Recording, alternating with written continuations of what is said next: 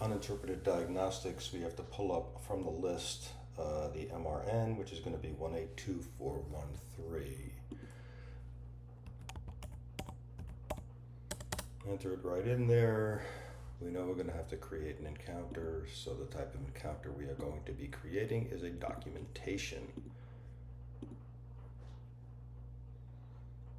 Once we're in here, we need to create the note. In order to create a documentation note, it's .procd. That's .procd, and the DOC will come up automatically. And there is nothing to interpret. So what happened here is somebody had a diagnostic ordered. In the meantime, they did the diagnostic. They already saw the physician who interpreted it. It's just still on the list. So we write in here, entered in error. Accept it and sign the encounter. Now, in order to avoid that, what we could have done is go to 182413, open him up. We could have looked at media,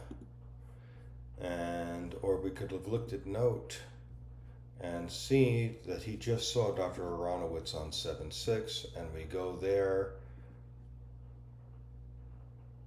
It was not diagnosed there, so we go to the previous note and we will see somewhere where it has been diagnosed.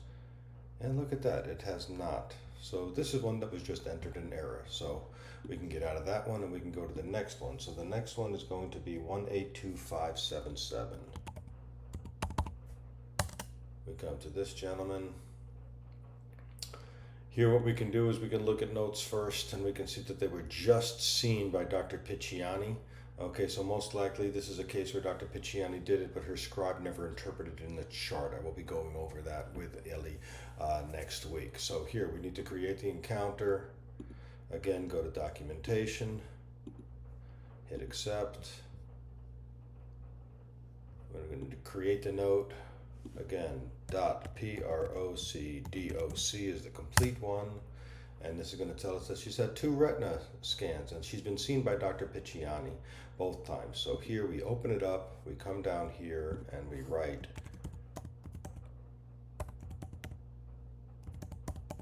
interpreted and documented in chart note by subsequent doctor.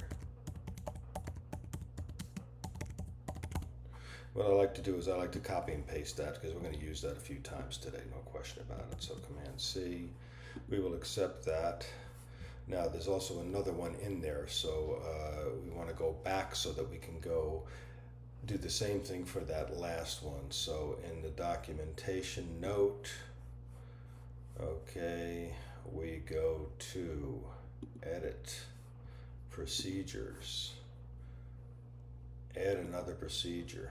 This one, come down here, we're going to paste that same thing in, we're going to accept that one, and now we're going to sign the encounter. So both of those are done. So again, we'll do one more, patient lookup. We have got 182748. Double click, brings you right to it. When it brings you right to it, we're going to create the encounter, again documentation, and we will accept it.